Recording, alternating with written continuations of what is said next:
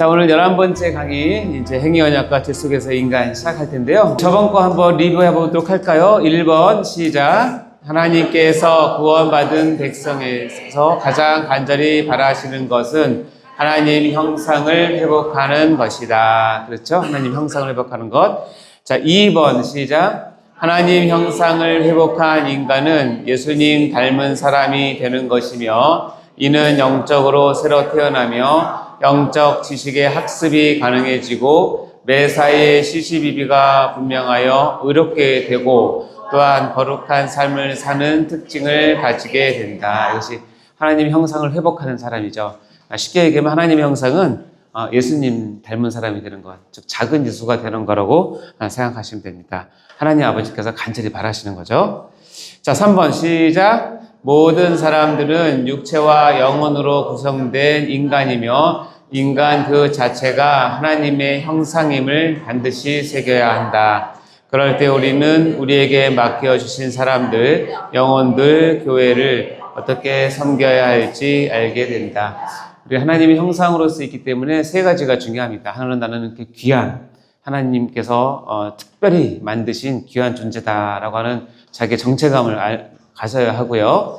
두 번째는 나 말고 옆에 있는 사람이 어떻든지 간에 그 사람도, 타인도 하나님의 형상을 받은 존귀한 사람이기 때문에 하나님 대하듯 타인을 대하셔야 되고 함부로 대하거나 저주하거나 욕하거나 특별히 살인하거나 미워하거나 이런 거 하시면 절대 안 된다고 말씀드렸고요. 그렇게 하기 위해서 하나님의 형상을 회복하기 위해서 가장 중요한 것은 뭐냐면 우리가 열심히 신앙생활하는 것도 중요하지만 그 근본 첫 출발은 뭐냐면 예수를 닮아 사는 삶을 우리 평생에 이뤄가는 것이 하나님의 형상을 닮아가는 가장 핵심이라는 거 꼭 기억하시기 바랍니다. 자, 오늘 저희가 쭉 나가는 거는 이제 서론을 지나서 신론 했고 이제 인간론 이제 중간 정도에 왔는데요. 자, 여러분이 가장 관심 있게 봤던 어린이날은 지났습니다, 이제. 지난 금방 말씀드렸지만 다음 주 휴강 한 번 더 있고요. 자, 오늘은 행위 언약과 죄 속에서 인간 하고 이제 언약 세 개를 배울 텐데 행위 언약, 속죄 언약, 은혜 언약 순서대로 해서 언약을 통해서 인간을 하나님께서 어떻게 보시는지 우리가 배울 예정입니다. 이 특별 광고 한 번만 더 읽겠습니다. 또 다음 주 2시에 와서 여기 왜 안 해요? 또 전화 올까 봐. 자, 읽어볼까요? 시작. 다음 주 주일은 용기청 연합예배 참석으로 인하여 주일반 설교 강의는 휴강합니다. 단 금요반은 정상 수업합니다. 아시겠죠? 네. 자, 오늘 11번째 강의라고 말씀드렸고요. 이제 시작하겠습니다. 여러분 교환에 보면 행위 언약과 죄 속에서 인간이라는 타이틀로 3개가 되어 있는데 서론과 행위 언약 속에 있는 인간, 죄 속에서 있는 인간을 보도록 할 텐데요. 먼저 서론을 잠깐 보면 이 한 표가 지금 인간론을 우리가 어떻게 보는지를 볼 수 있는데 인간학과 인간론의 차이점은 뭐냐면 전에 말씀드린 인간학은 인간의 재반 모든 활동과 모든 관심 분야와 모든 학문을 다 통괄해서 인간학이라고 얘기하고 그 자체로도 하나님의 일반 은총이기 때문에 우리에게 너무나 귀한 것이죠. 그것을 등한시할 수는 없어요. 왜냐하면 우리가 이제 그것을 통해서 문명이 발달하고 인류가 발달하고 잘 살 수 있기 때문에. 그러나 인간학에서 없는 것이 뭐냐면 죄에 대한, 왜냐하면 죄는 하나님과 피조물 인간 사이에서 가장 중요한 핵심 테마이고 그것이 해결되지 않으면 인간의 존재 자체는 큰 의미가 없기 때문에 그래요. 그래서 인간론은 뭐냐면 인간에게 있어서 가장 핵심인 죄에 대한 부분을 가지고 다루는 것이 인간론이에요. 그래서 인간론은 성경이 인간을 어떻게 보는지에 대해서 다루는 학문이라면 학문이고 신학이라면 신학이고, 그러니까 성경이 인간을 어떻게 보느냐, 다른 말로 하면 하나님은 인간을 어떻게 보느냐를 보는 관점을 갖고 다루는 것이 인간론이에요. 인간론은 크게 3가지로 되어 있는데 하나님께서 처음 창조된 인간을 바라보는 눈이 있고, 두 번째 애석하게도 죄 속에 빠진 인간을 바라보는 눈이 있고, 그 중에서도 하나님께서 구원을 위해서 언약 속에서 바라보는 인간이 있어요. 이 3가지 흐름을 가지고 우리가 보고요. 처음 창조된 인간은 우리 첫 시간에 인간의 하나님께서 창조하셨을 때 구조는 어떤 성질이 있느냐, 우리가 특별히 이분서에 대해서 배웠었죠.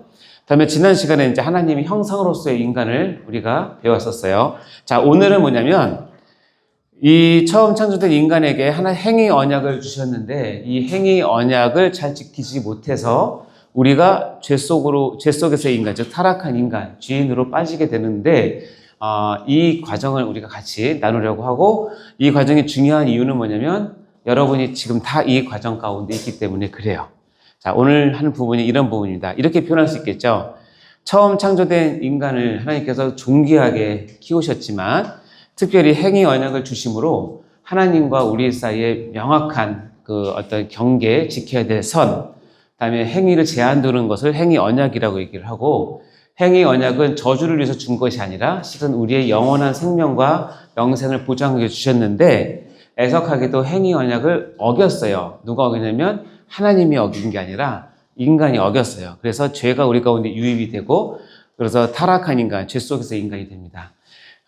이 죄 속에서 우리가 죽을 수밖에 없었는데 하나님께서 특별히 구원받은 인간으로서의 계획을 위해서 속죄 언약과 은혜 언약을 체결하시면서 이것을 이루셔서 우리의 구원을 이루는 내용입니다. 자, 오늘은 이 두 부분에 대해서 보도록 할게요.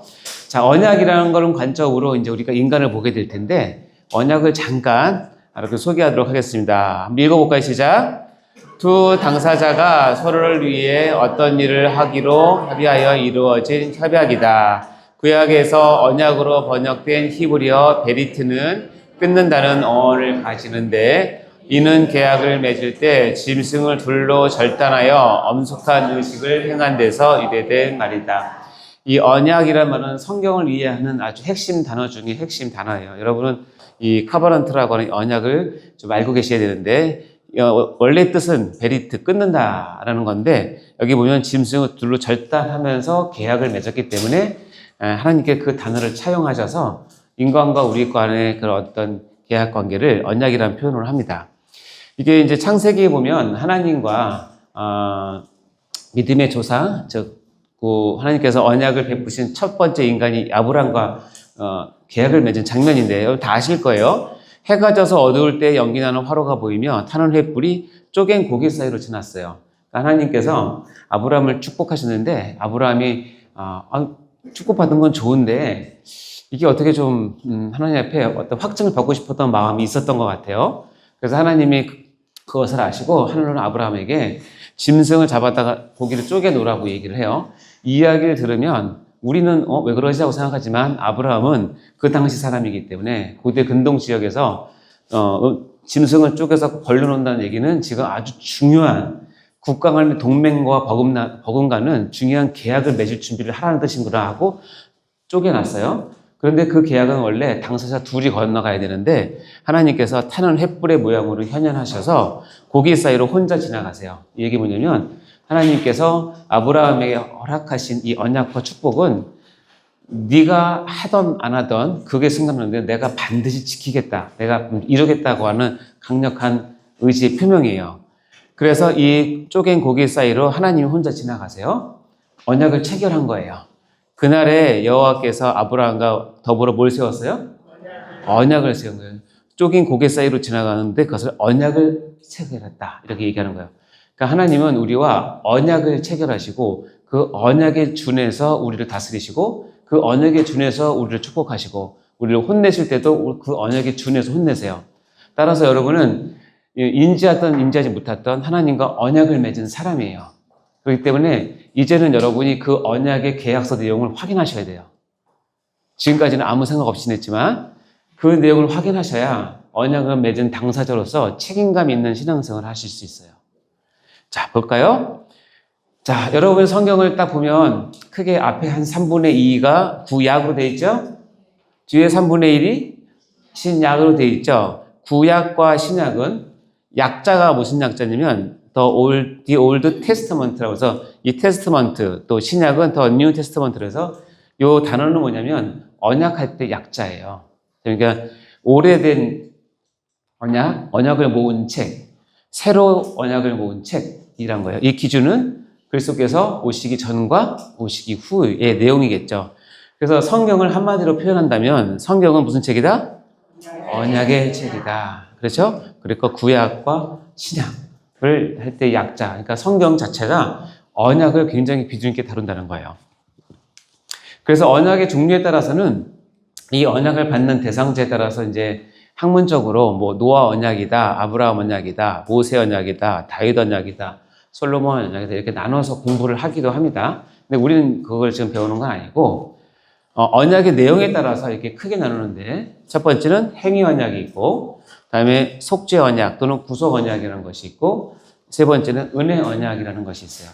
인간론을 할 때 이 세 가지를 언약적 관점에서 하나님께서 인간을 어떻게 보시는지 다루면서 이 세 개의 언약을 이제 앞으로 3시간에 걸쳐서 다루게 될 것입니다.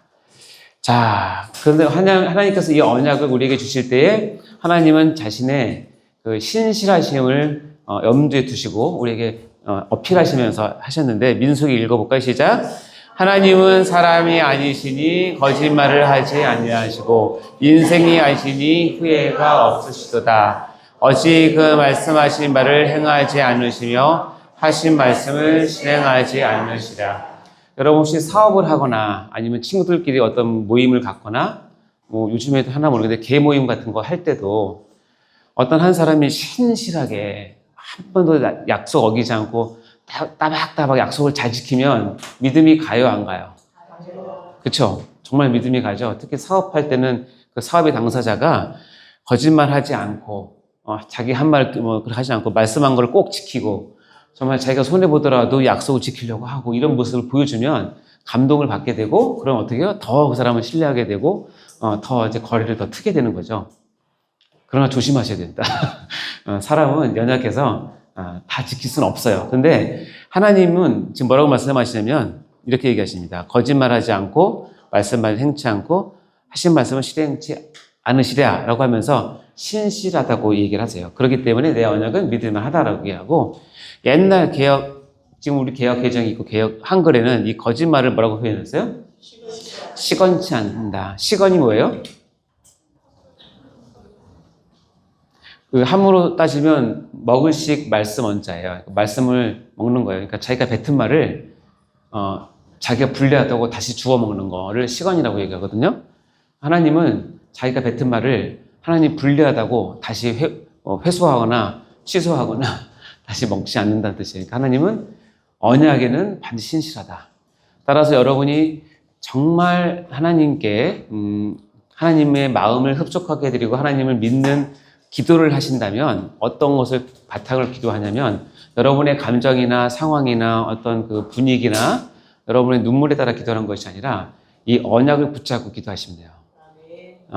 이거는 하나님이 큰 약점 중에 하나가 언약을 우리가 붙잡고 기도할 때는 하나님께서 반드시 이루어주세요. 이 말씀 때문에 그래요. 하나님은 자기 하신 약속을 절대로 변개하지 않으시니까. 아멘. 자, 그러면 이제 우리가 언약이란 개념을 잡았으면 이제 행위 언약을 볼 텐데 행위 언약 속에서 우리는 어떤 존재인가를 보는 시간이에요. 행위 언약이라는 말 여러분 잘 듣지는 못하셨을 거예요. 왜냐면 설교 시간에 행위 언약을 직접 말씀하시는 경우는 많지 않고 그러나 이제 우리가 신학교에서는 성경을 배울 때 행위 언약이라는 말을 많이 씁니다. 그러나 저는 행위 언약이라는 말이 단순히 신학적인 용어가 아니라 실은 이 행위 언약은 여러분이 알던 모르던 여러분이 이미 많이 접해 있고 많이 알고 있는 내용이에요. 근데 그것이 어떤 의미인지 몰랐을 뿐이에요. 자, 행위 언약. 행위 언약을 다른 말로 하면 두 사람 사이에 계약을 맺은 거라고 생각하시면 돼요. 여러분 계약 해보셨죠? 여러 가지 부동산 계약, 사업 계약, 여러 가지 계약도 하잖아요. 다음부터 내 집에 일찍 들어온다는 계약도 하지만 항상 안 되죠. 예. 이 계약은 반드시 일단 당사자가 필요하죠? 이 당사자는 하나님과 인간이에요. 이 하나님은 삼위일체 전체를 뜻하는 것이고 이 인간은 꼭 믿는 사람이 아니고 전 인류를 뜻하는 거예요. 피조된 모든 사람. 그러나 구속 언약과 은혜 언약에 가면 계약 당사자가 바뀝니다. 그러니까 계약 당사자를 헷갈리시면 안 돼요. 자, 일단 행위 언약은 이거 하나만 기억하세요. 삼위일체 하나님과 하나님께서 창조하신 모든 인간과 맺은 언약이에요. 그러니까 이것은 내가 맺고 싶어서 또 안 맺고 싶다고 안 하고 그런 거 없어요. 그러니까 인간은 태어나면 이 언약이 맺어져요. 내용은 너무 쉬워요. 우리 계약서를 쓰면 쉽죠. 내가 만약에 어떤 상가나 아파트를 살 때 저게 마음에 들었어요. 그리고 저 집 주인을 불렀어요. 그러면 그 집 다오. 그러면 그쪽에서 뭐라 그래요? 나 그 집 줘. 나한테 줘. 그럼 그 집 거기서 뭐라 그래요? 돈 내놔 그러죠. 그렇죠? 그럼 어떻게 해요? 그 집에 합당한 금액을 부르면 내가 그것을 지불하면 어떻게 해요? 그것을 내 걸로 이제 돈을 지불하고 받죠? 계약서에 도장을 찍고 그거랑 똑같아요. 행위 언약은 뭐냐면 조건과 약속이 있어요. 조건이 있고 이 조건을 지켰을 때는 약속이 있어요. 한마디로 얘기하면 행위 언약은 순종하면 내가 너에게 제시한 그 내용을 순종하면 다른 말로 지키면 행하면 뭘 준다? 축복을 주고 기쁨을 주고 생명을 주고 너에게 모든 축복 다 주겠다라고 한 면이 있고 반대로 불순종하면 안 지키면 행하지 않으면 저주와 애통과 죽음이 있을 거라고 하는 내용이 행위 언약의 내용이에요. 그러니까 어려운 건 아니에요. 여러분이 늘 아시는 내용일 거예요. 그럼 이 행위 언약을 하나님께서 어디에 담아두셨냐? 성경에서 크게 세 군데 정도 볼 수 있는데 일단은 제일 처음에 최초의 시초의 행위 언약은 선악과에 대한 언약이고요. 다음에 이것이 체계화되고 율법화되고 문서화돼서 율법이 모세를 통해서 주어졌고요. 그리고 나서 이렇게 하는 것이 더 확장이 돼서 우리가 손에 들고 있는 성경 66권 전체가 실은 행위 언약을 담고 있는 문서예요. 따라서 여러분은 당연히 인간으로 태어났죠. 여러분 인간 아니신 분 없죠? 물론 네가 인간이냐? 그런 소리 듣긴 하지만 그래도 어쨌든 다 인간이시니까 다 계약을 다 맺으셨어요. 그거를 이 세 가지에 하나님께서 담아서 우리에게 주셨는데 하나씩 볼까요? 이제 선악과를 이해하는 것이 행위 언약을 이해하는 핵심 포인트예요. 왜냐하면 첫 출발이기 때문에 그래요. 이 행위 언약을 표현하는 표시로 동산 중앙에 있는 선악을 알게 하는 나무의 열매를 주셨어요. 한마디로 말하면 행위 제한이에요. 행위 제한. 왜냐면 이겠지만 너는 나 하나님과 다르다는 것을 하나님께서 인식시키기 위해서 주신 거예요.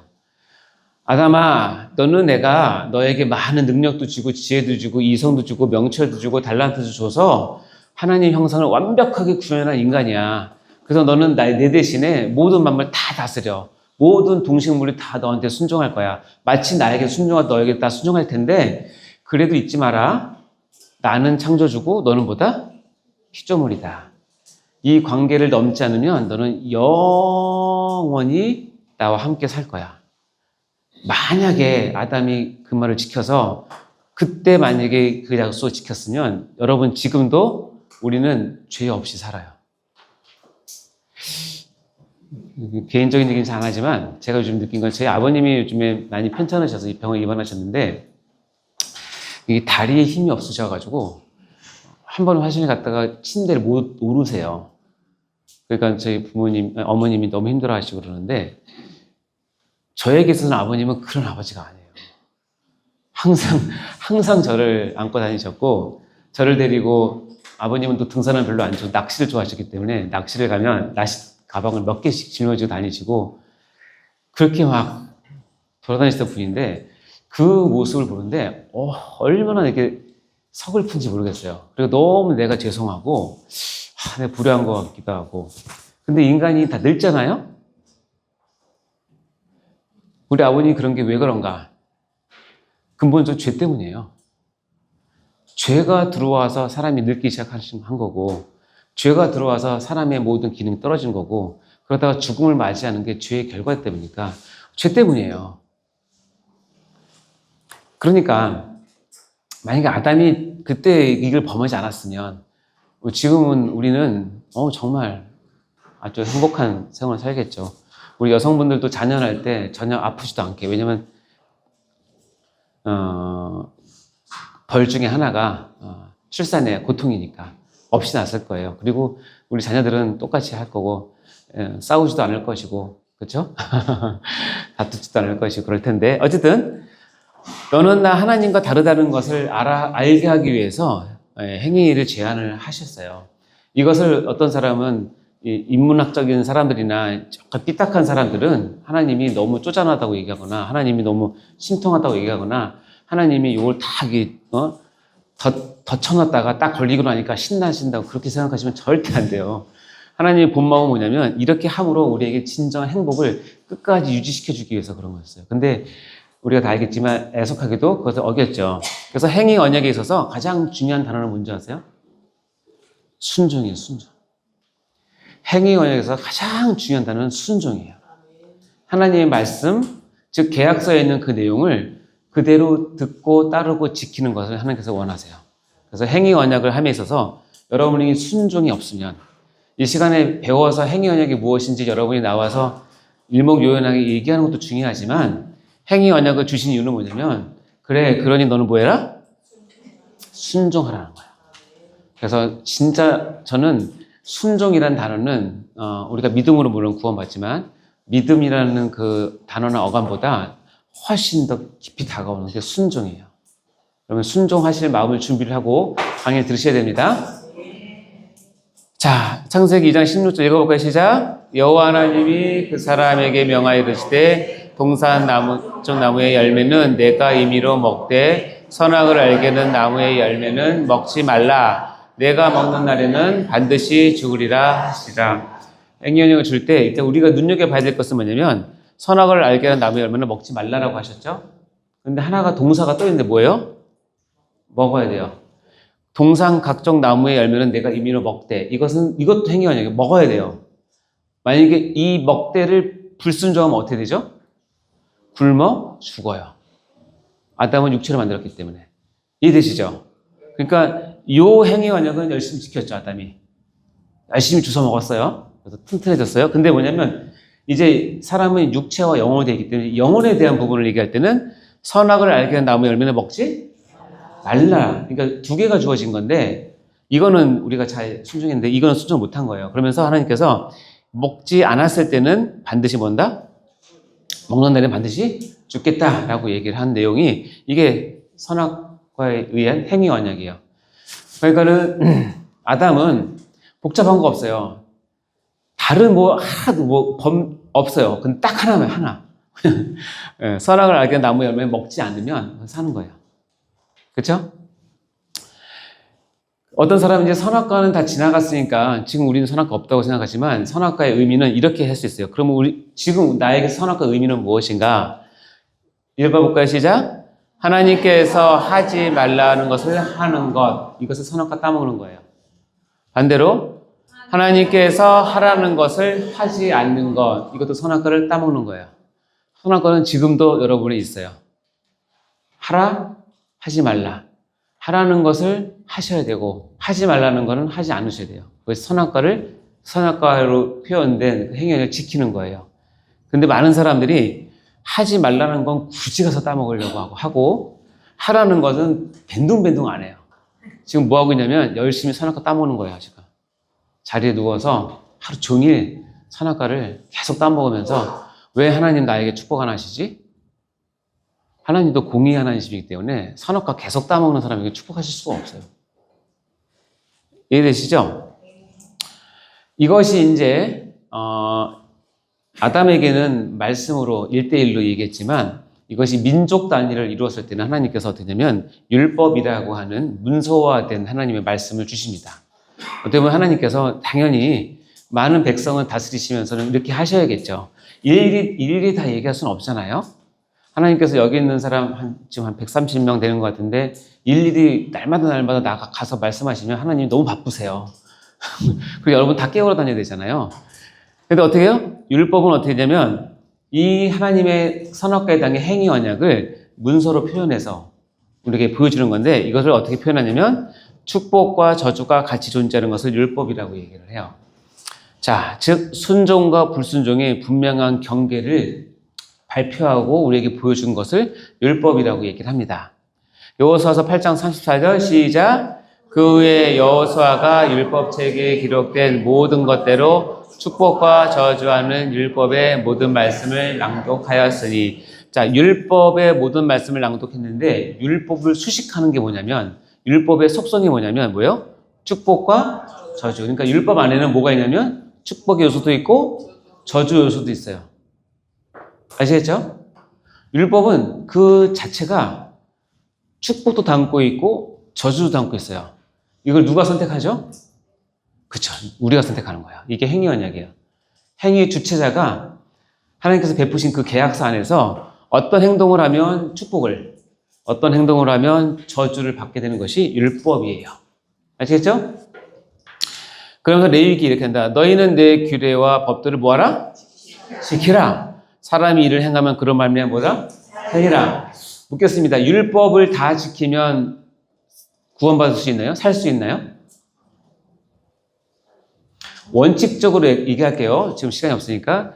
원칙적으로 얘기하면 이 말씀에서 하나님이 주신 율법을 다 지키면 반드시 살아요. 문제는 뭐냐면 하나님이 주신 율법을 다 지킬 인간이 없어요. 지금부터 시작해서 여러분이 진짜 죽기 직전까지 모든 하나님의 말씀을 다 지켰어요. 다 지키다가 죽기 바로 몇 분 전에 옆에 있는 간병한테 화를 뽀락 냈어요. 저주하면서. 그러면서 살인했어요. 그러면 지금 그동안 지켰던 모든 게 다 도루묵이에요. 꽝. 그러니 어느 누가 율법을 다 지켜서 살게 되겠습니까? 없죠. 이게 율법의 아주 우리에게는 애석한 부분이에요. 원칙은 하나님 주신 율법은 지키면 살아요. 그러나 문제는 뭐냐면 이 율법에 문제가 있는 게 아니라 그것을 지킬 만한 사람이 없어요. 왜냐하면 여러분은 나중에 얘기했지만 죄인이기 때문에, 무시무시한 죄인이기 때문에, 엄청난 죄인이기 때문에 그렇게 할 수가 없어요. 그래서 신명기 28장에 보면 신명기가 모세오경 중에서 가장 중요한 거고 성경에서 가장 중요한 성경을 꼽으라고 하면 많은 성경학자들은 모세오경, 그중에서 신명기를 뽑습니다.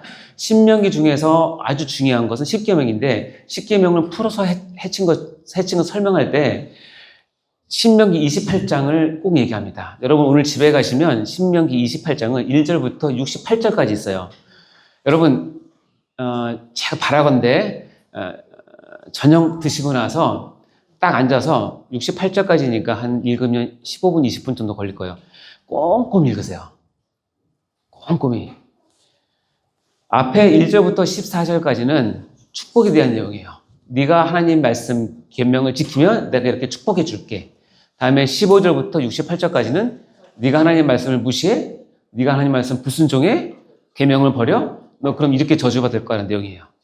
자, 앞에 1절을 보면 읽어볼까요? 내가 내 하나님 여호와의 말씀을 삼가 듣고 내가 오늘 내게 명령하는 그의 모든 명령을 지켜 행하면 쭉 나오죠? 그 쭉 여호와께서 너를 세계 만민족 위에 뛰어나게 하실 것이다. 내가 내 하나님 여호와의 말씀을 청종하면 이 모든 복이 내게 임하며 내게 이르리니 성읍에서도 복을 받고 들에서도 복을 받고. 그래서 청종이라는 말은 듣고 따르는 것. 이게 같은 말이에요. 삼가 듣고 지켜 행하면 요거를 합친 말이 청종이죠. 하나님의 말씀은 여러분 이게 그냥 그 신문이나 잡지처럼 한번 보고 마는 게 아니에요. 절대 그렇게 생각하시면 안 돼요. 설교 한 번 듣고 끝나시면 절대 안 되고 하나님의 말씀의 선포는 속성상 뭐냐면 들으면 뭐예요? 거기까지 가야 되는 거예요. 청종을 해야 돼요.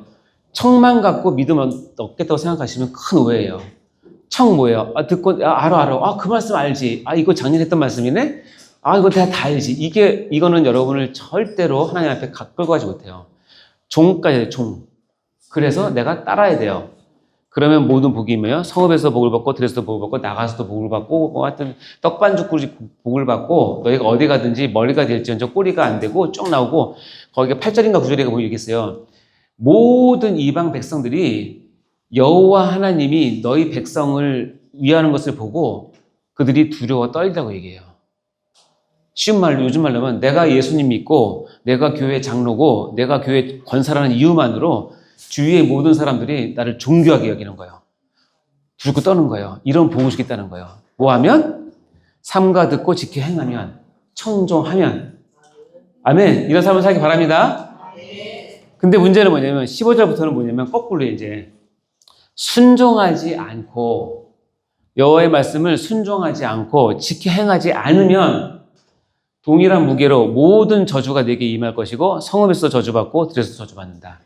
나가서도 저주받고 들어와서 저주받고 네가 어디 가서든지 반드시 머리가 안 되고 꼬리가 될 것이고 네 떡반죽 구르기 저주받을 것이고 자녀들이 저주받고 성경에 기록된 애굽에 주었던 모든 재앙과 질병을 네 몸에 다 쏟아 부을 것이고 심각한 눈에 들어온 것 중에 뭐냐면 네가 약혼자와 약혼했지만 다른 사람이 네 약혼자와 잘 거다 이런 얘기도 있어요. 또 뭔지 아세요? 네가 외국 사람, 적군들에게 포위돼서 네 성읍 안에서 하나님께서 너에게 주신 자녀를 네가 살만 먹을 것이라는 얘기 있어요. 보세요, 가서. 그리고 이 저주에 기록된 모든 내용은 이스라엘 역사에서 다 성취됐어요. 성취란 말이 너무 죄송한데 다 있었어요. 하나님 말씀 우습게 여기면 안 돼요. 근데 봐요. 신명기 28절 1절부터 68절까지 축복과 저주 14대 54예요. 자, 여러분이 어떤 게임을 했어요. 14대 54 누가 이겼어요?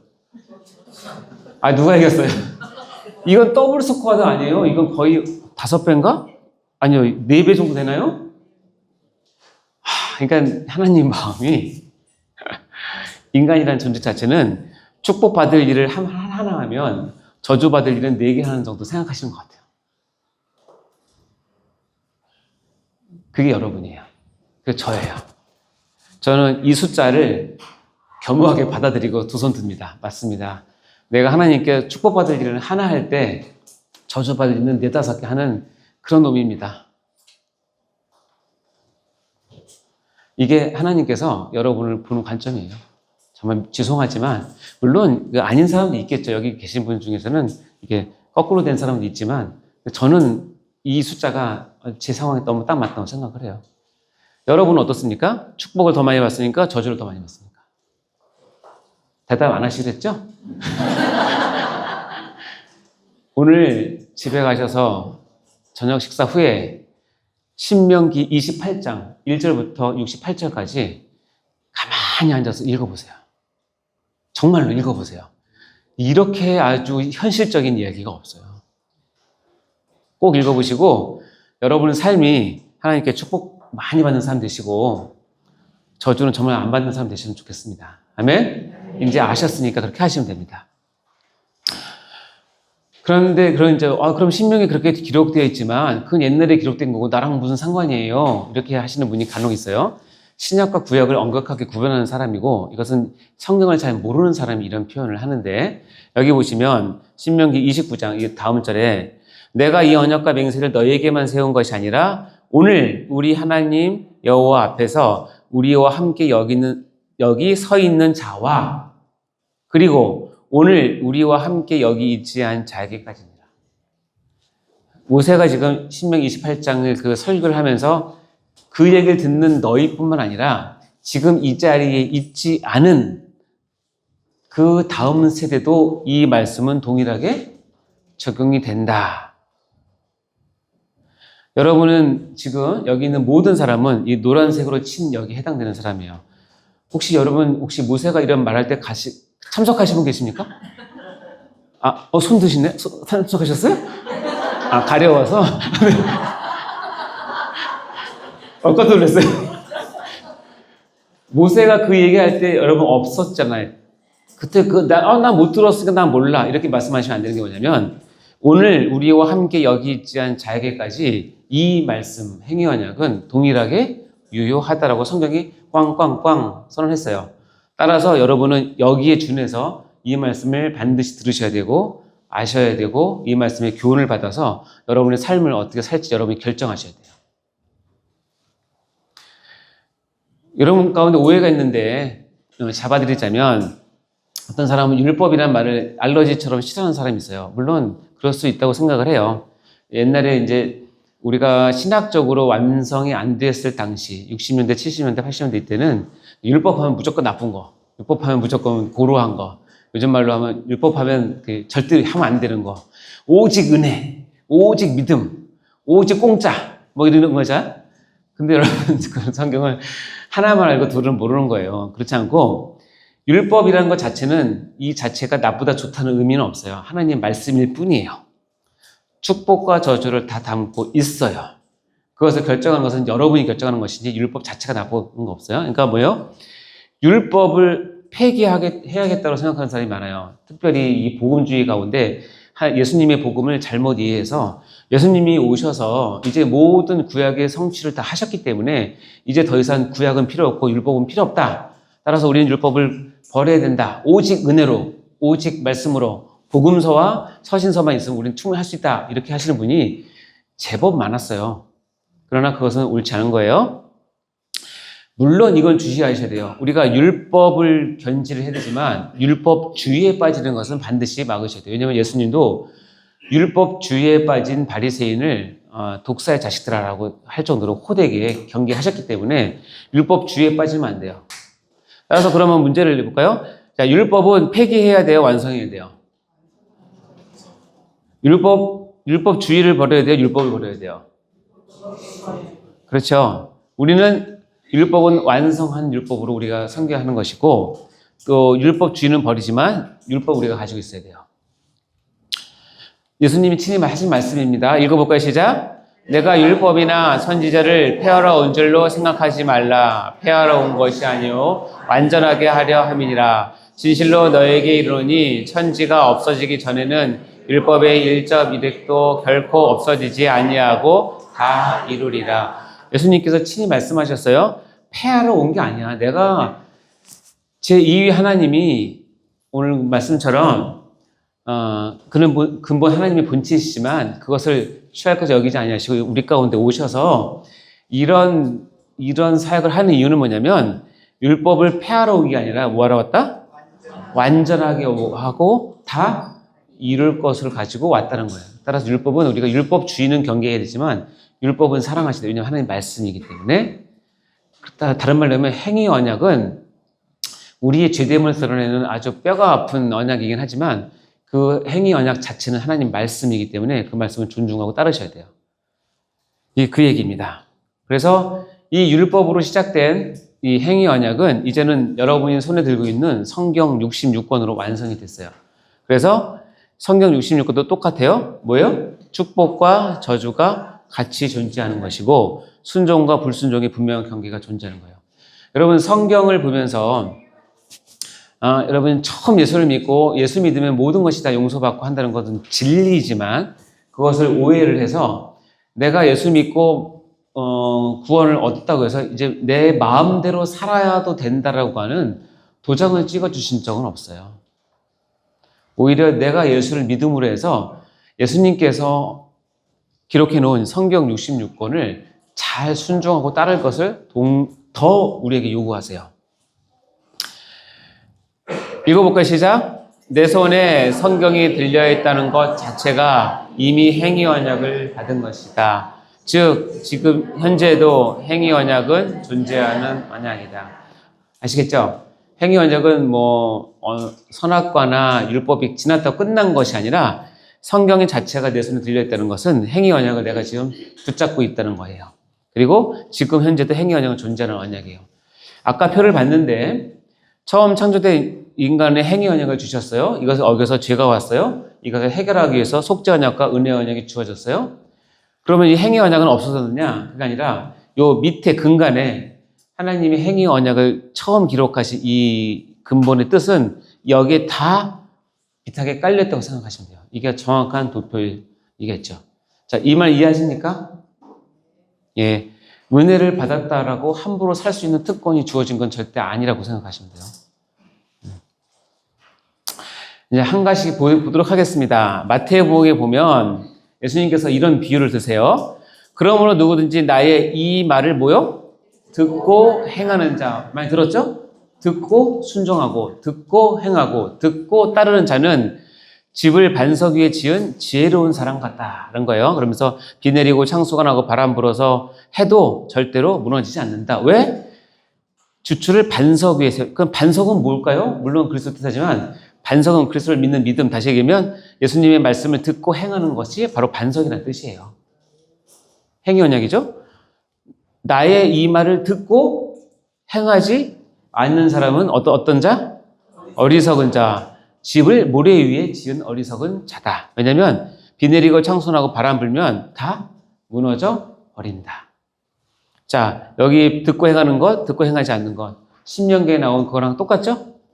누구 말씀이에요? 예수님 말씀이에요. 예수님께서 이렇게 얘기하십니다. 여러분 예수님 사랑하십니까? 그러면 저에게 저는 예수님을 사랑해요 라는 것을 보여주세요 라고 한다면 어떻게 하시겠습니까? 맨날 예수님께 이렇게 합니까? 그것도 하세요. 기도하시긴 하십시오. 근데 그게 아니라 요한복음에 보면 이렇게 합니다. 예수님이 재훈이가 나를 사랑하는 거라는 것을 아는 방법을 얘기해 주셨는데 예수님께서 대답하여 이르시되 사람이 나를 뭐하면? 사랑하면 그걸 다른 말로 뒤집어서 얘기하면 내 말을 뭐하는 거? 내 말을 지키는 사람은 나를 사랑하는구나 얘기하는 거야. 아멘? 사랑하십니까? 예수님 말씀 지키십니까? 이게 동일하게 나와야 돼요. 같은 말이라고 생각하시면 돼요. 나를 사랑하지 아니하는 자는 내 말을 뭐한다? 지키지 아니한다. 여러분 경험하셨잖아요? 내가 누구랑 사귀어요. 연애를 해요. 이 사람을 사랑해요. 이 사람이 말 한마디를 듣고 따라요? 무시해요? 그쵸? 예를 들어서 저랑 이렇게 사귀는 분이 저는 다른 음식 다 좋아하는데 짜장면 먹으면 알러지가 나요. 어릴 때부터 그랬어요. 근데 제가 다음 만날 때부터 주구장창 중국집 데려가요. 그래서 계속 짜장면 사 먹여요. 한두 번 먹어줄 수 있지만 이분은 어떻게 생각할까요?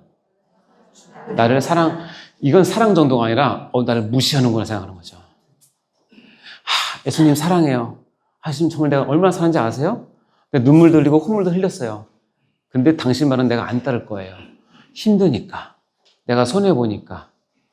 그러면 예수님은 어떻게 생각하시냐면 나를 사랑하지 않는다 정도가 아니라 아주 날 갖고 노는구나 이렇게 생각하셨어요.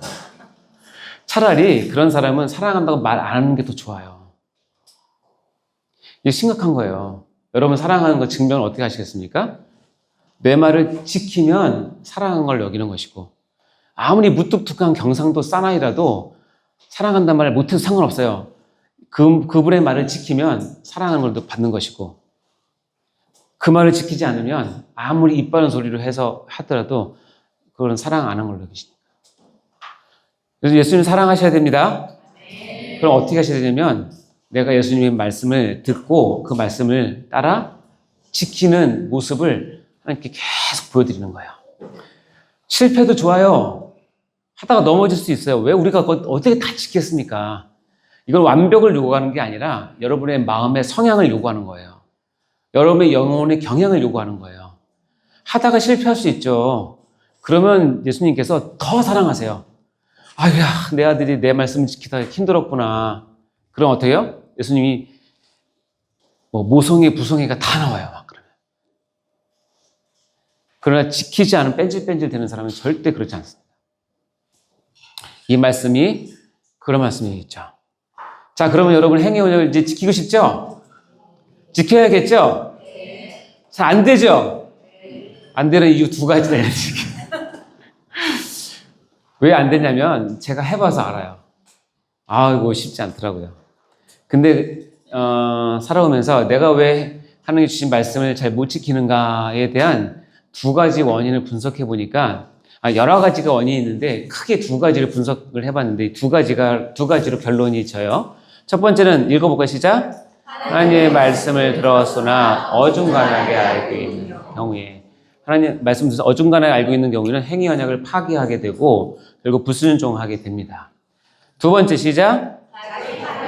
하나님의 말씀보다 위에 있는 경우. 이 두 가지가 대표적으로 하나님의 말씀, 즉 행위 언약을 내가 못 지키고 불순종하게 되는 이유가 되는 거예요. 자, 첫 번째 거 먼저 볼까요?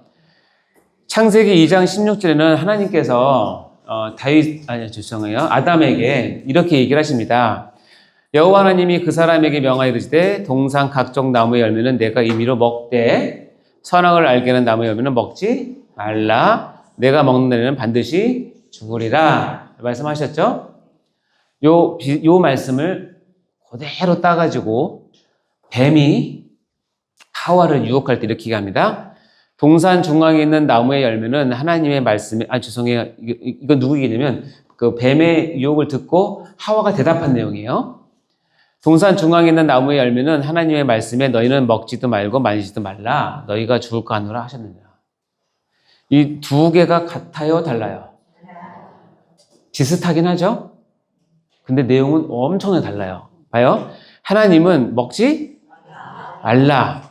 근데 뱀의 유혹을 들은 하와는 이 하나님의 말씀을 어떻게 이해하고 있냐면 먹지도 말고 만지지도 말라. 쓸데없는 게 더 하나 첨가됐죠. 왜 첨가됐을까요? 그래서 어중간에 알았어요. 맞아요. 이걸 제가 그냥 생각을 해봤는데 사람은 종교적 동물이라서 이 먹지도 말라는 건 너무 조금 간단해, 너무. 거기다가 요거까지 하면 뭔가 좀 권위가 있는 것 같아. 첨가한 거예요. 이게 종교가 타락하는 방법 중에 하나예요. 하나님의 말씀에다가 종교적 권위를 더 넣어서 더 복잡하게 만드는 거예요. 사람들을 접근하기 어렵게. 그러면서 거기에 자기 권위를 세우는 거예요. 이런 말 하면 죄송하지만 가톨릭에서 하는 모든 것도 다 대부분 이런 거예요. 교황도 그렇고 마리아도 그렇고 다 대부분. 근간은 성경인데 거기다 이것저것 다 붙여서 성자도 섬겨야 되고 마리아도 섬겨야 되고 교황이 다 이런 종류입니다. 자, 먹지 말라 했는데 첨가했죠. 더 중요한 건 뭐냐면 먹는 날에는 하나님은 뭐라면 반드시 죽으리라 그랬죠. 여기 어떻게 해요? 너희가 반드시 죽으리라와 죽을까 하노라는 하늘과 땅 차이죠. 죽을까 하노라의 마음에 담기는 소망은 뭐냐면 안 죽을 수도 있어. 더 나아가서는 안 죽을 걸? 하나님 설마 나 죽이시겠어? 하나님 그렇게 사랑이 많으신데 이거는 하늘과 땅 차이예요.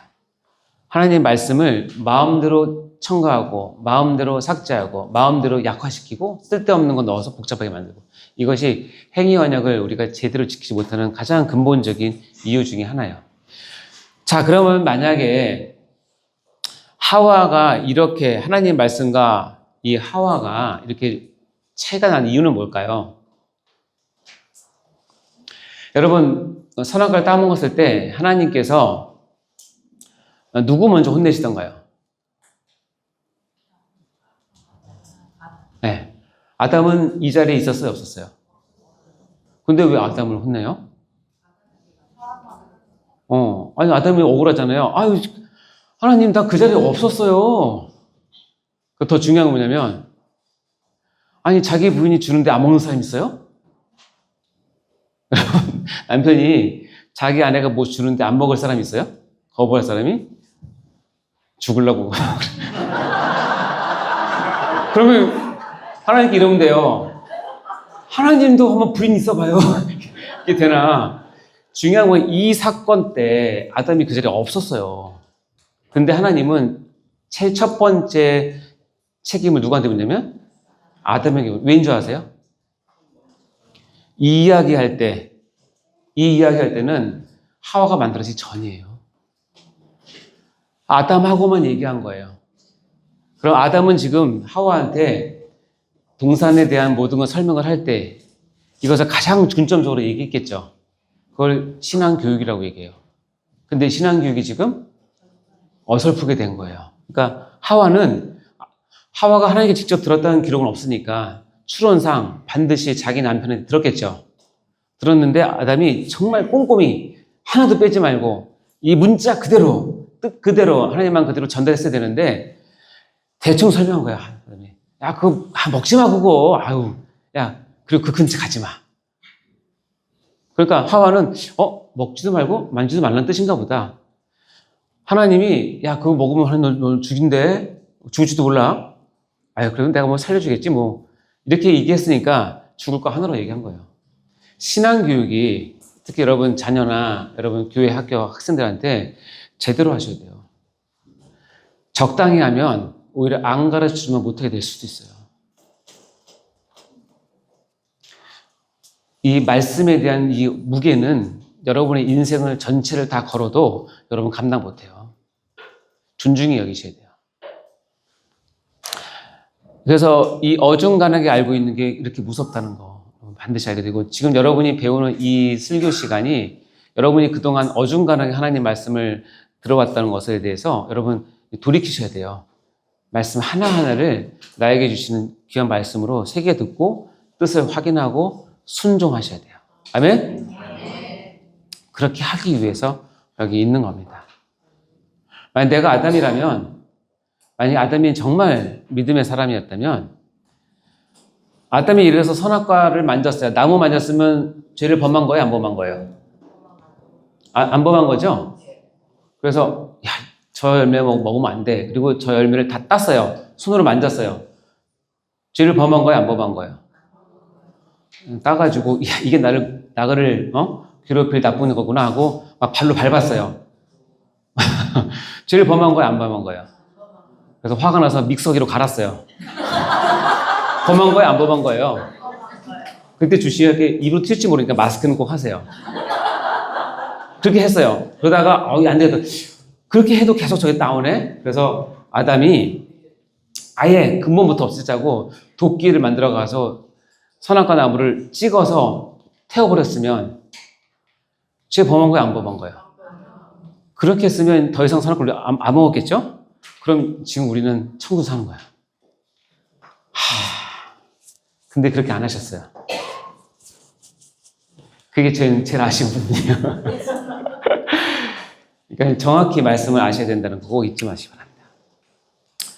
여기 보면 이런 틈을 타서, 어중간하게 알고 있는 틈을 타서 사단은 뭘 공격을 하냐면 우리에게 교만을 부추기기 시작해요. 뭐라고 하냐면 너 결코 죽지. 하나님 반드시 죽는다. 하와의 입장은 죽을지도 몰라. 죽을까 하노라. 이 틈을 타서 뱀은 뭐라고 해요? 결코 죽지 않는다. 진리가 완전히 뒤집어진 거야. 그러면서 이간질합니다. 너 그거 먹으면 하나님이 너 혹시 하나님처럼 될까 봐 하나님 시기해서 그래. 하나님이 너를 시기 질투해서 너 그거 못하게 하는 거야. 너 이거 먹으면 하나님처럼 돼. 이 두 가지 유혹이 인류가 평생 가져온 유혹이에요. 사단이 예수님을 시험할 때 이거예요. 너 떨어져도 안 죽어. 너 하나님의 자녀, 하나님의 아들이야? 아들이라면 불신을 깔리는 거예요. 아들일 것 같기도 한데 아닌 것 같은데 네가 이렇게 하면 하나님처럼 돼. 이거 얘기 아니에요. 그분 하나님인데.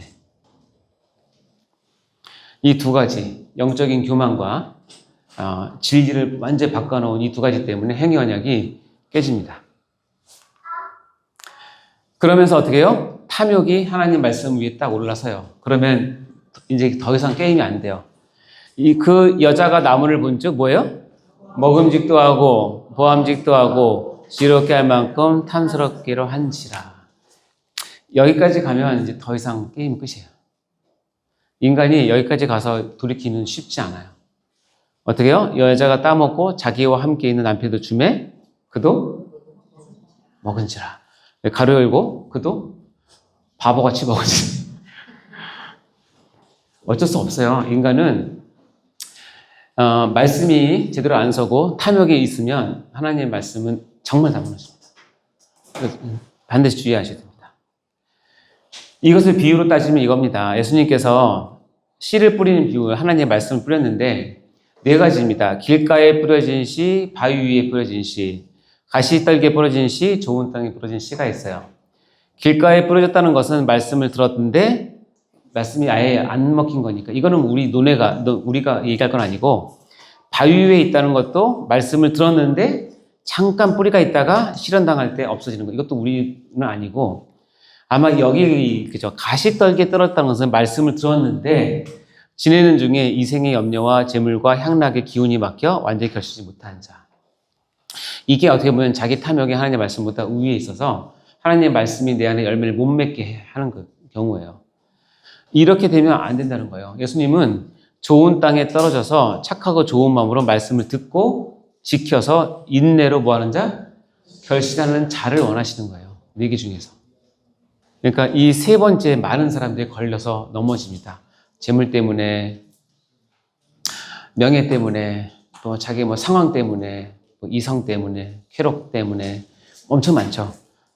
여기에 다 걸려 넘어집니다. 그러니까 이것을 봐서는 분명한 건 행위 언약은 지금도 예수님께서 우리에게 요구하시는 언약이에요. 아멘? 자, 이 행위 언약을 알게 되면 결국 우리 가운데 봐야 될 거 뭐냐면, 이 죄가 무엇인지를 이제 봐야 돼요. 죄가 무엇인지. 여러분, 교환에 한 페이지에 있지만, 이렇게 표로 정리를 해볼 수가 있어요. 그래서 이 순서대로 쭉 할 텐데, 죄송합니다만 시간이 많지가 않거든요. 죄에 대해서 지금 30분, 35분 한다는 것은 제가 굉장히 빨리 나갈 텐데, 여러분 정신 바짝 차리고 따라오셔야 됩니다. 금방 얘기했지만 이제 처음 창조된 인간에게 행위언이 주어졌지만 실패함으로 죄가 우리 가운데 들어왔고요. 이 시간에 죄에 대해서 배우는 목적은 뭐냐면 죄가 무엇인지 이론적으로 습득하는 것도 중요하지만 여기에 그치면 안 돼요. 이것이 중요한 게 아니라 뭐예요? 내가 죄인이구나 깨닫고 하나님 앞에 서는 것까지가 이 강의의 목적이에요. 내가 정말로 죄인이구나. 구제불능이구나 나는. 이거를 스스로 깨닫고 그러니 하나님 앞에 설 수밖에 없구나 하는 것을 깨닫는 대로 나가시면 됩니다. 저번 시간에 배운 기억나시죠?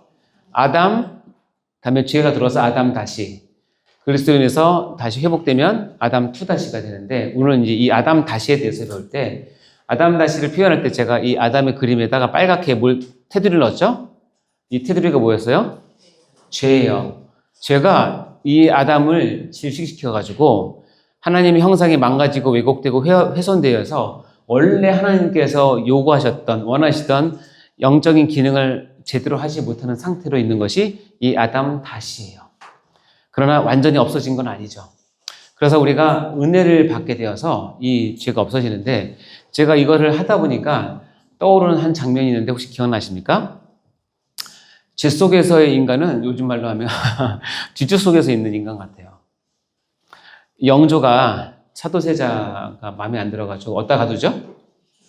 뒤주에다가 놓고 뭐 3일인가 4일 만에 차도세자가 죽잖아요. 그래서 뒤주를 다 했더니 이렇게 해서 죽었다. 역사적인 기록에 다 있는 내용입니다. 죄 속에서 있는 인간은 뒤주 속에 있는 인간하고 너무 똑같아요.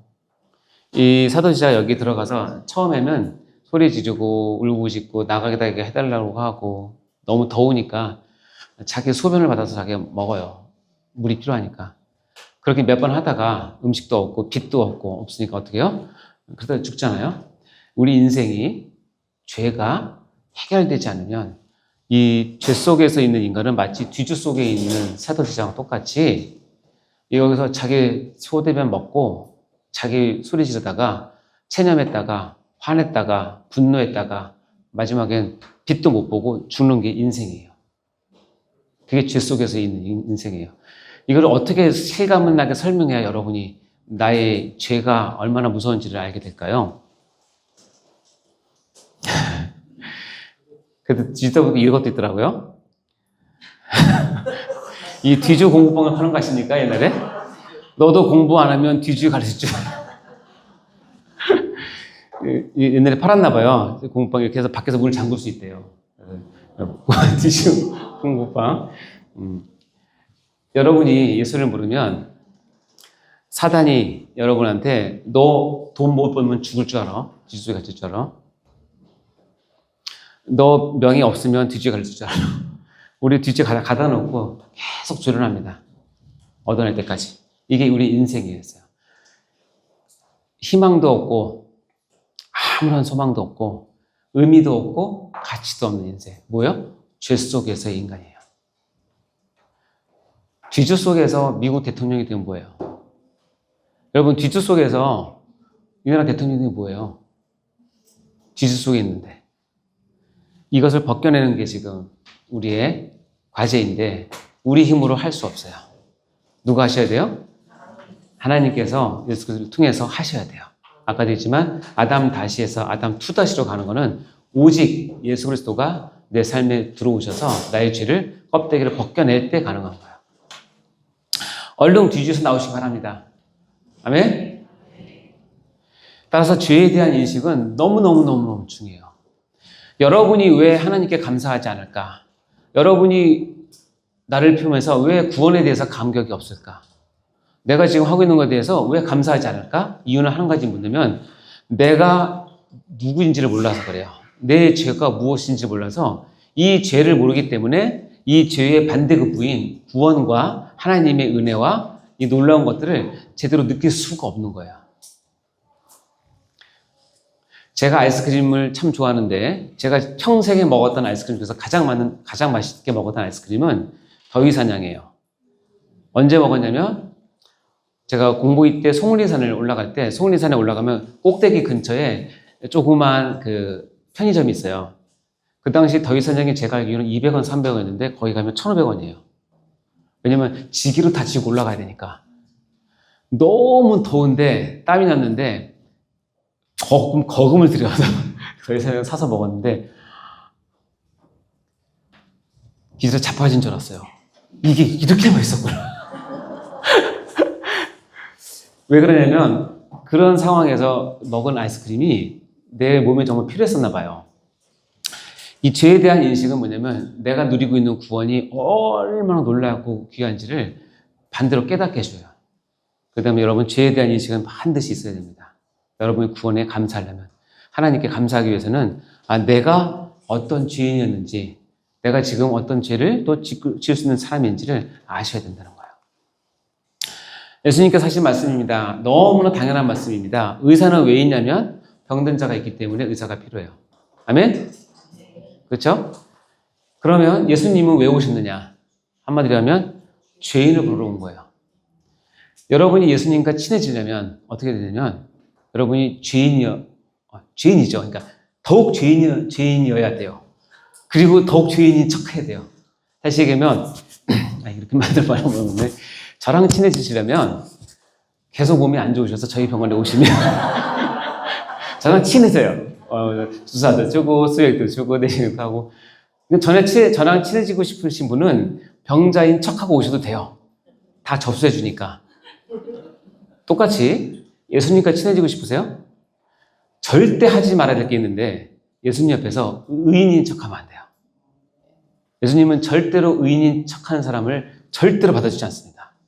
왜냐하면 의인은 없나니 하나도 없다고 이미 하나님의 눈에는 딱 돼 있기 때문에 무조건 예수님 앞에 가면 죄인이어야 돼요. 그게 좀 어려우면 죄인인 척 하셔야 돼요. 눈물이 안 나옵니까? 침도 또 뭐합니까? 침도 좀 바르고. 그렇게라도 해서 주님, 내가 죄인임들을 하나님께 고백할 때 이 말씀에 의하면 나를 찾아오시고 나를 만나주시고 나를 인도해 주세요. 그리고 놀라운 사실은 여러분 죄인인 척 했는데 알고 보면 여러분이 심각한 죄인이에요. 그걸 모를 뿐이지. 이렇게 나옵니다. 요한일서에 만일을 3번 씁니다. 만일 우리가 죄 없다고 말하면 스스로 속이고 진리가 우리 속에 있지 않을 것이고 만일 우리가 우리 죄를 자백하면 그는 미쁘시고 의로우사 우리 죄를 사하시며 우리를 모든 불의에서 깨끗하게 하실 것이고 만일 우리가 범죄하지 아니하였다 하면 하나님을 거짓말하는 이로 만드는 것이니 또한 그의 말씀이 우리 속에 있지 않으리라. 만일 여러분이 하나님 앞에서 나 조금 괜찮죠? 나 이 정도면 잘하는 거 아니에요? 만일 여러분이 그렇게 하시면 하나님을 지금 이 말씀에 의하면 하나님은 거짓말하는 사람 만드는 거예요. 무조건 하나님 앞에서는 죄인이어야 돼요. 아멘? 이런 죄인에게 하나님이 주시는 놀라운 은혜가 있는데 그래 너 죄인이야? 근데 내 눈이 바뀌었어. 내 눈이 감춰졌어. 내가 보니 너 의인이네 라고 불러주세요. 그걸 뭐라고 하냐면 칭의라고 얘기하는 거예요. 결국 너 의인이네 이 말은 우리 입에서 나올 단어가 아니에요. 누구 입에서 나와야 돼요? 하나님 입에서 나와야 돼요. 우리 입에서는 나는 죄인입니다. 하나님은 그래도 죄인이지만 내가 보기에는 의인이야. 이게 아름다운 관계예요. 안 좋은 관계 뭔지 아세요? 하나님 저 의인 같은데 하나님은 너 그래봐야 죄인이야. 이런 관계가 되면 아주 비참한 관계가 되는 거예요. 무익한 정도 마찬가지예요. 내가 하나님 앞에 무익한 종이라고 고백해야 아름답지, 하나님이 나보고 무익한 종이라고 얘기하면 그건 비참한 거예요. 따라서 죄인은 내가 하나님 앞에 붙어있는 접착제와 같아요. 따라서 죄를 발견할 때마다 무조건 달라붙으세요, 하나님께. 그래서 그런 말씀이 있어요. 로마서에 보면 넣을까 말까 했는데, 죄가 있는 곳에 은혜가 더한다고 그래요. 이 말 이해하세요? 죄가 있는 곳에 은혜가 더하는데 이게 왜 가능하냐면, 죄가 있는 곳에는 하나님께서 회개를 주시기 때문에 회개하는 사람에게는 반드시 하나님을 의지할 수밖에 없는 신앙이 생기고 하나님을 더 가까이 가기 때문에 이것이 은혜라는 거예요. 그러니까 죄가 많은 곳에 은혜가 더해요. 그러면 그 다음 장에 보면, 그렇다고 은혜를 더하게 하려고 죄를 더할 수 있느냐? 그럴 수 없다. 이 얘기 뭐냐면, 네가 지금부터 죄 안 짓고 산다고 하더라도 넌 평생 죄인이야. 그러니까 네가 지고 있는 것만 해도 지금 충분하니까 은혜를 더 탐하기 위해서 일부러 죄 질 필요는 없어, 이런 뜻이거든요. 그러니까 여러분, 너무 감사한 게 여러분 부족하시죠? 날마다 죄를 지시죠? 좋게 생각하면 내가 하나님께 더 달라붙을 수 있는 은혜의 소스를 계속 내가 갖고 있다고 생각하시면 돼요. 그런데 이 소스를 너무 한다고 또 크게 막 죄짓고 그러시면 안 돼요. 여러분이 갖고 있는 죄를 깨달으면 깨달을수록 옛날에 조금해 보였는데 엄청나게 이제 느껴집니다. 영적으로 성장할수록. 잎새에 이는 바람에도 신이 괴로워하는 그 윤동주 시인인가요? 그 시인의 그 시처럼 똑같이 됩니다. 자, 죄란 무엇인가? 죄란 무엇인가에 대한 신학책을 보면 몇십 페이지예요. 근데 요약을 하면, 죄란 뭐예요, 이름이? 방향이 틀린 거예요. 그러니까 뭐냐면, 히브리어 하타하트, 헬라어로 하마르티아인데, 쉽게 보면 표적에서, 관역에서 벗어났다라고 하는 원어적인 의미가 있어요. 이 의미가 정답은 다는 아니지만 설명하기는 가장 좋은 것 같아요. 그러니까 우리가 표적이라고 하는 것에서 벗어난 거예요. 벗어났다는 건 때로는 이탈하기도 하고, 때로는 넘어가기도 하고, 때로는 미달하기도 합니다. 우리나라 양궁 잘하죠? 난 신기해요. 난 화면을 보면 여기서 여기까지 거리가 가까운 줄 알았는데 75m인가요? 50m인가? 50m죠? 50m. 야, 이게 이렇게 쫙 가서 여기 가면 탁.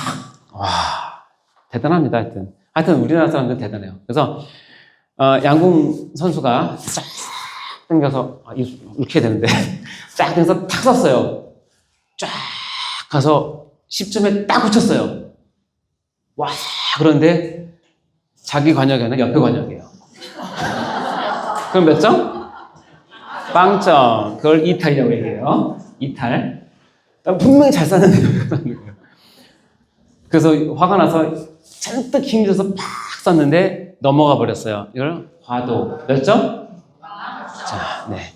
그래서 힘을 더 뺐는데 살짝 쐈는데 가다가 뚝 떨어져가지고 앞에서 꼬꾸라졌어요. 몇 점? 미달, 빵점. 셋 다 빵점이죠? 표적이 안 맞았기 때문에. 하나님에 대한 무지는 이탈로 가져와서 빵점. 하나님에 대한 교만은 과도해서 빵점. 여러분이 신앙적 게으름은 미달돼서 빵점. 이게 다 죄를 표현하는 얘기예요. 하나님께서 제시하신 정확한 목표와 관역이 있어요. 거기 정확히 가서 맞춰줘야 돼요. 그래야 여러분이 하나님께서 원하시는 점수를 얻을 수 있습니다. 이렇게 이해가니까 쉽죠? 방향이 틀린 거예요, 방향이. 물어볼까요? 여러분, 죄를 지어야 죄인입니까? 죄인이기 때문에 죄를 짓습니까? 1번이 맞아요? 2번이 맞아요? 1번. 2번. 네. 죄를 지어 죄인 된 사람은 딱 두 사람. 아담과 하와. 나머지 사람들은 죄인이기 때문에 삶 자체가 죄를 져요. 여러분은 다 2번에 해당되는 내용이에요. 이런 죄의 성질은 원죄의 속성이 있기 때문에 아담과 하와를 제외한 아담의 모든 후손들은 원죄를 갖고 있기 때문에 태어나면서부터 죄인이에요. 그렇기 때문에 삶 자체가 죄를 지으면서 살게끔 되어 있는 운명이에요. 그걸 아까 얘기했지만 죄 속에서의 인간, 좀 현실적으로 얘기하면 뒤주 속에 있는 인간이에요. 믿음을 따라 하지 아니하는 것은 다 죄다라고 얘기합니다. 죄의 넓은 의미는 믿음을 따라, 즉 그리스도와 하나님의 영광을 위하지 않는 모든 것은 다 뭐다? 죄다라고 얘기를 합니다. 죄의 원인은 뭐 여러 가지가 있지만 크게는 마귀의 유혹이 첫 번째 있고, 그리고 그 유혹을 따라오고자 하는 불순종이 있기 때문에 그렇고, 신앙인들은, 참된 신앙인들은 이 유혹을 뿌리치는 것이 그리스도인입니다.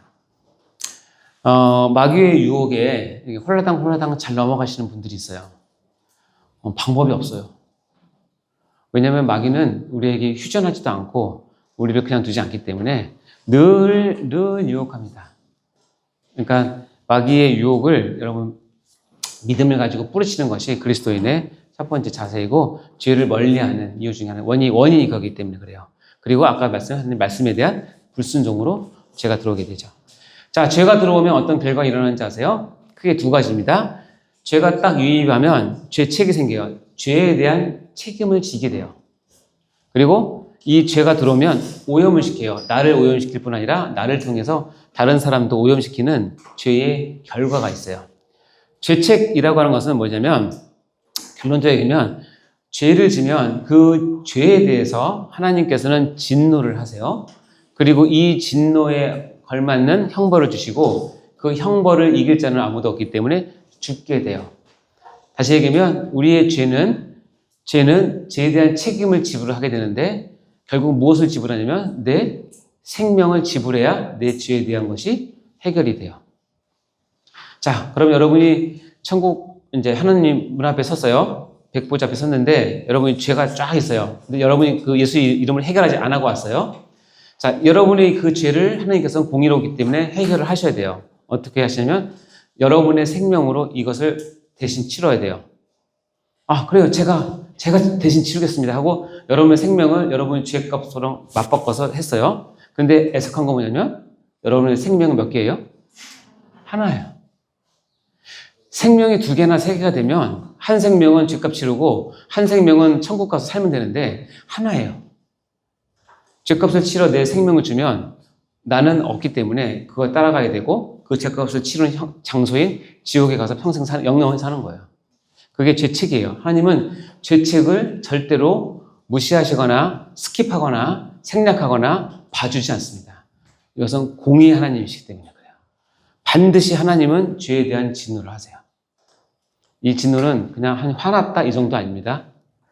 어느 정도의 진노냐면 자기 사랑하는 아들을 십자가에 달려서 찢어 죽이실 때까지도 그걸 견디는 진노예요. 쏟아붓는 진노예요. 그리고 죽으셔야만이 그 진노가 풀리게 돼요. 그 진노가 내 대신 예수가 없으면 여러분이 다 받아야 돼요. 고스란히 다 받아야 돼요. 그게 죄책입니다. 따라서 어느 인간도 이 죄책에서 벗어날 사람이 없어요.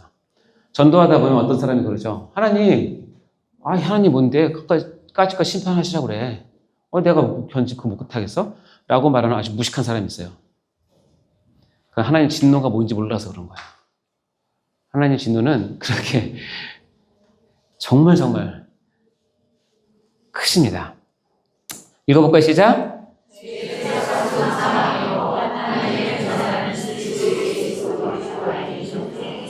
죄의 삭은 뭐래요? 이 말 이제 이해하셨어요? 내가 죄값을 지불한 것은 여러분이 목숨을 지불해야 된다는 뜻이에요.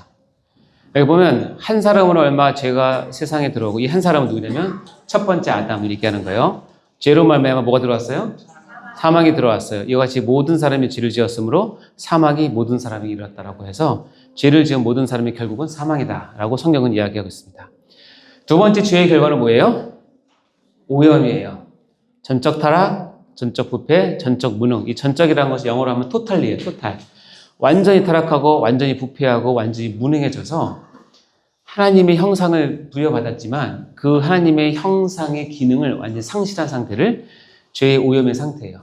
죄의 오염은 무서운 건 뭐냐면 자기 자신도 완전히 전적으로 무능하게 만들지만 그 죄가 퍼지면서 주위 사람들과 공동체를, 그런 가정을 이 죄의 오염 가운데 파묻히게 해서 아까도 얘기했지만 죄 속에 파묻혀 사는 그런 사람으로 살게 만드는 것이죠.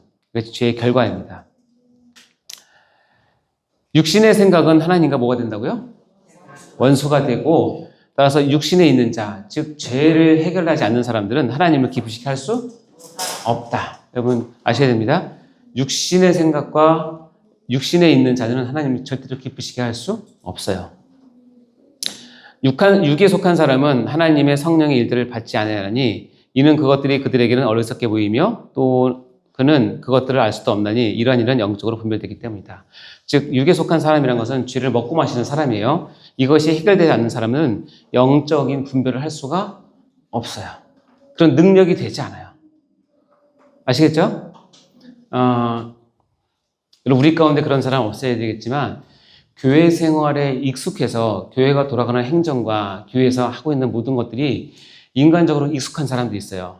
이 사람들은 어떻게 보면 사역을 잘하는 것처럼 보이지만 결정적인 순간에는 하나님을 반대하고 등도 넘길 가능성이 많은 게 뭐냐면 영적인 것은 우리가 행정적으로나 우리의 가지고 있는 지혜를 갖고 해결할 수 있는 부분이 아니에요. 이거는 반드시 예수님을 만나고 내가 죄인임을 깨닫고 그 죄를 해결해 본 사람만이 교회에서 사역을 할 때 영적인 일을 할 수 있어요. 따라서 이런 말 하면 죄송한데 너무 성과 위주로 하지 않으셔도 돼요. 교회는 그렇게 하는 곳이 아니에요. 교회는 하나님께서 용서받은 죄인이 영을 가지고 다른 영을 살리는 일을 하는 것이기 때문에 조금 부족하더라도 사랑으로 하나 돼서 이끄시고 영적인 지도력을 발휘하셔야 돼요. 그렇게 하시려면 뭐예요? 육에 속한 사람이 되면은 안 돼요. 영적인 사람이 되셔야 돼요. 죄의 본질은 이렇게 6가지가 있습니다. 읽어볼까요? 시작. 죄는 2번, 죄는 절대적 특질을 갖는다. 3번, 4번, 5번, 예, 죄는 특별악이다. 여러분, 죄의 신이라고 한 것과 악의 차이를 뭔지 아세요? 일단 죄가 더 큰 개념일까요? 악이 더 큰 개념일까요? 죄? 악? 네. 우리는 죄에 대한 건 이렇게 얘기하면 시간이 많이 없으니까 죄에 대한 거는 하나님과의 관계에서 우리가 도덕적 책임을 질 것을 죄라고 얘기를 해요. 그리고 악은 뭐냐면 하나님이 만들어 오신 창조 질서에 어긋나서 불편하게 되고 망가지고 훼손된 거를 악이라고 얘기해요. 그러니까 어떻게 되면 죄를 지면 악을 느껴요. 죄는 안 좋은 거니까. 근데 악이라고 해서 다 죄는 아닐 수 있어요. 예를 들자면 이겁니다. 욥이 고난을 받았어요. 진짜 엄청난 고난을 받았어요. 좋은 거예요? 나쁜 거예요? 나쁜 거지만, 악이지만, 창조주에 어긋난 거지만, 그걸 죄라고 해야 하네요. 하나님께서 강력하게 얘기하는 그거예요. 하나님은 우리가 보기에 나쁜, 아주 안 좋은 상황이라고 할지라도 그것이 다 죄에서 오지 않은 가능성을 열어두시는 거예요. 반드시, 그러나 죄는 하나님과의 관계에서 어긋난 것이기 때문에 이건 반드시 하나님께서 징계하시고 책임을 물으세요. 근데 우리가 죄악이라는 말을 같이 쓰는 이유는 뭐냐면 보편적으로 하나님 앞에 죄를 지면 대부분 악이 같이 와요. 근데 가장 불쌍한 사람이 누군지 아세요? 가장 불쌍한 사람? 하나님 앞에 죄를 짓는데 악은 없어. 하나님 앞에 죄를 열심히 짓는데 너무 장사가 잘 돼. 하나님 앞에 죄를 엄청 짓는데 건강해. 하나님 앞에 죄를 엄청 짓는데 모든 관계가 좋아. 그러니까 이 사람은 자꾸 착각하는 거예요. 내가 이렇게 잘 되는 것은 내가 하나님 앞에 잘 산다고 생각하는 거예요. 이게 하나님이 내리시는 무시무시한 형벌이에요. 시편 73편 읽어보세요. 아사베 시에 거기에 나오는 사람은 모든 게 잘 됐어요. 죽을 때까지도 병도 없었어요.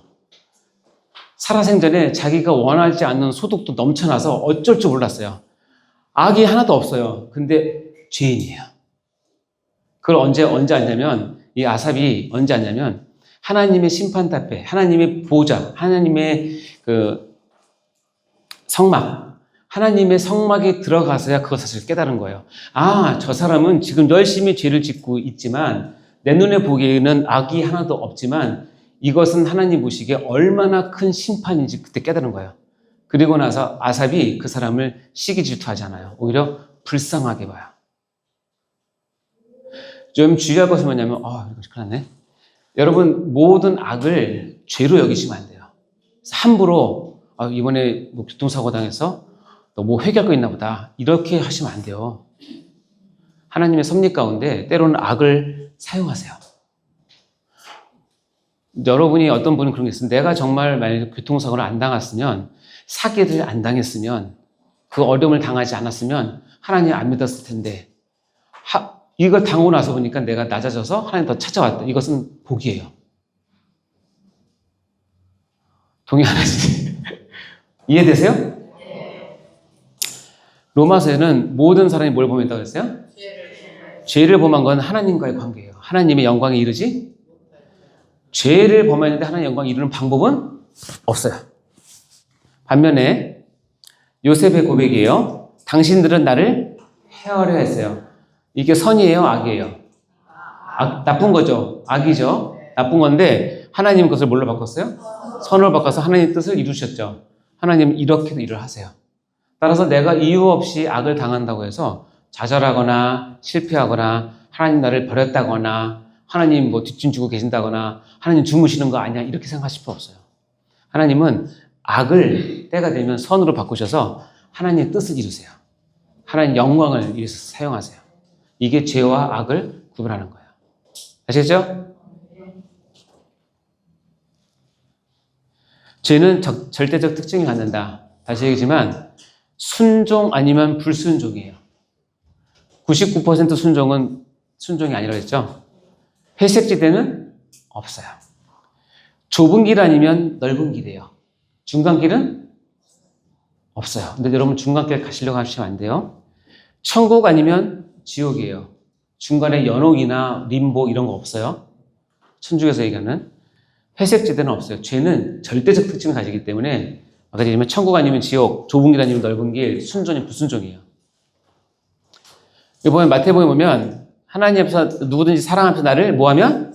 시인하면 나도 하늘에 계신 내 아버지 앞에서 그를 뭐한다? 누구 말씀? 예수님 말씀이에요. 누구든지 사랑 앞에서 나를 뭐하면? 부인하면 나도 그를 뭐한다? 예수님 되게 쪼잔하죠? 그러니까 이 얘기는 뭐냐면 너는 사람들 앞에서 나를 시인하든지 부인하든지 둘 중에 하나만 하라는 거예요. 시인했다가 부인했다가 상황이 되면 시인하고 불리하면 부인하고 이렇게 왔다 갔다 하면 하나님께서 뭐라고 하시냐면 그건 부인으로 여기는 거야. 차든지 덮든지 해라. 미지근하면 내 입에서 내 토하리라. 똑같은 거죠. 죄는 절대적 특징을 가져요.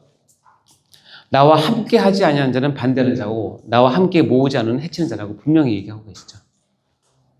그 죄는 항상 하나님의 의지와 관계에 있다. 다시 얘기하면 죄의 기준은 뭐냐면 하나님의 계명이에요. 죄는 우리가 만들어놓은 도덕적 룰이 아니에요.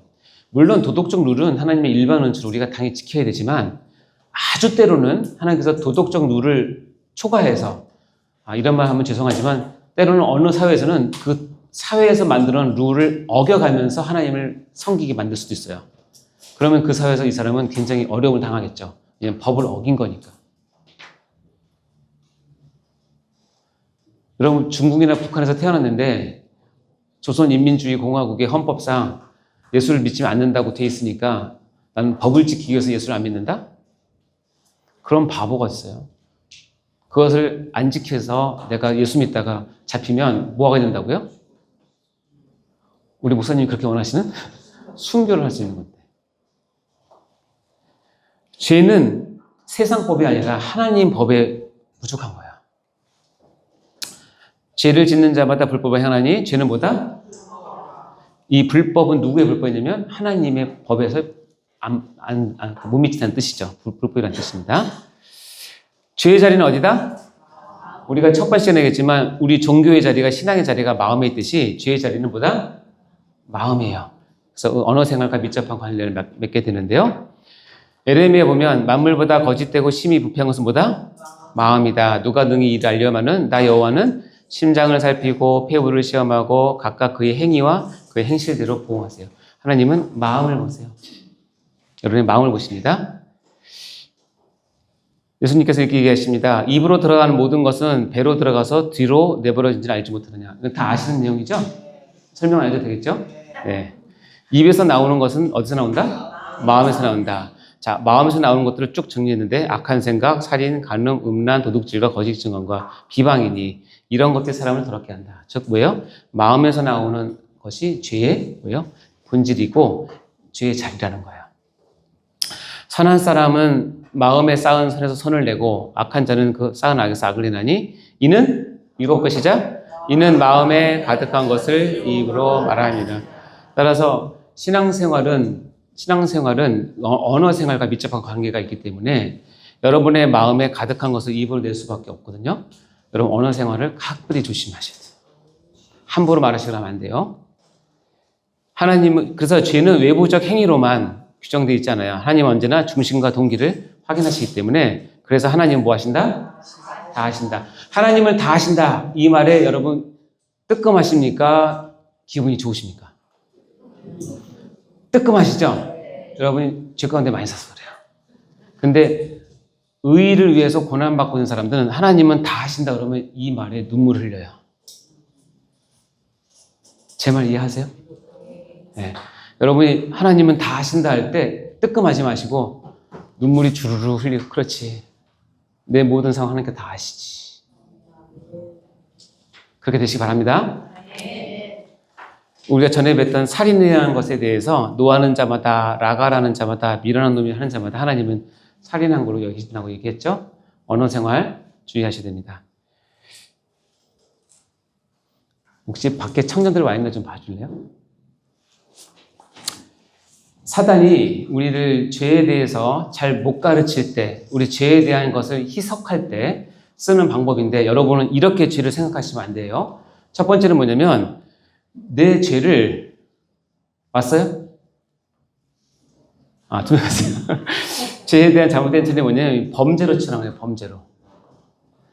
내 죄는 하나님의 앞에서 하나님의 법에 대해, 하나님 율법에 대한 어긴 것을 생각하는데 자꾸 뭘 생각하냐면 경찰서에 가서 내가 벌금을 내면 해결될 걸 생각하는 거예요. 내가 교도소에 가면 한 3년 살면 해결될 걸 생각하는 거예요. 여러분 절대 그렇지 않아요. 물론 사회법은 우리가 지켜 따라야 되겠지만 사회법에 의해서 이거 하지만 죄는 범죄가 아니야. 크라임이 아니에요.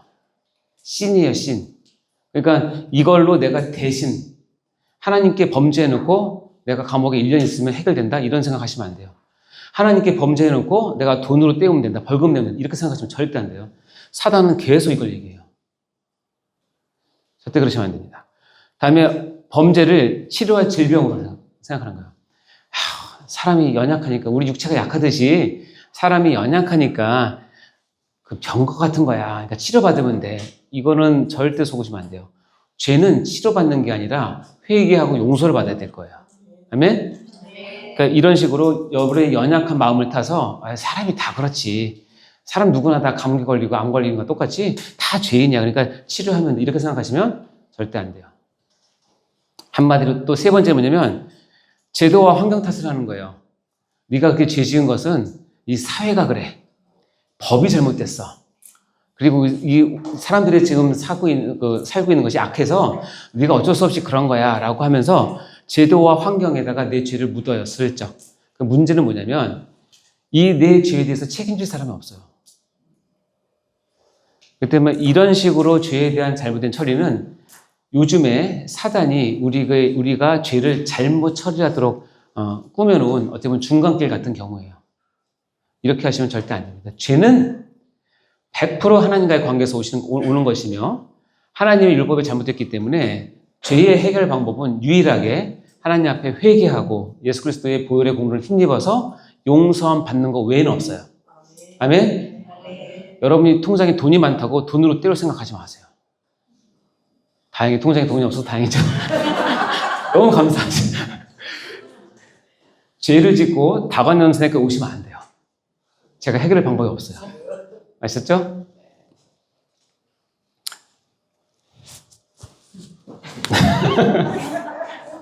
주여. 밖에 와 있죠?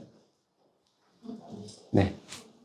원죄, 자범죄, 성령 회방죄를 제가 보기에는 지금 하면 헷갈리니까 제가 다음에 할 때 요 주일반은 이어서 할게요. 다음 주에는 다 오셔야 되죠? 다음 주에 오시면 안 돼요. 다음 주에 오신 분은 원죄예요, 원죄. 미련한 원죄. 자, 우리 그러나 제가 한 가지 나누고 싶은 찬양이 있는데 전 다윗의 시편 51편을 너무너무나 사랑합니다. 왜냐하면 다윗이 이 죄에 대한 감각이 성경에 나온 어떤 사람보다 가장 깊었고 가장 뚜렷했어요. 그래서 이 찬양 여러분 다 아실 텐데 이 찬양을 같이 부르시면서 여러분 안에 있는 죄와 내가 하나님 앞에 어떻게 서야 할 것인가를 다시 한번 보면서 찬양 같이 부르고 기도를 마치도록 하겠습니다.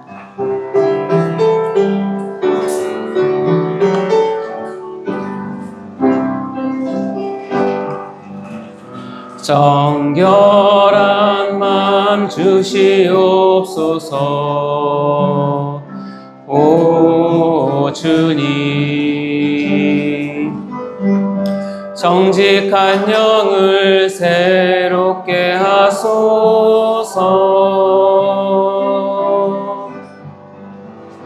정결한 마음 주시옵소서. 오 주님, 정직한 영을 새롭게 하소서. 나를 주님 앞에서 멀리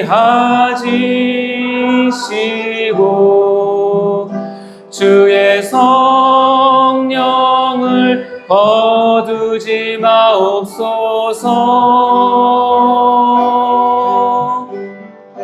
그 구원의 기쁨 다시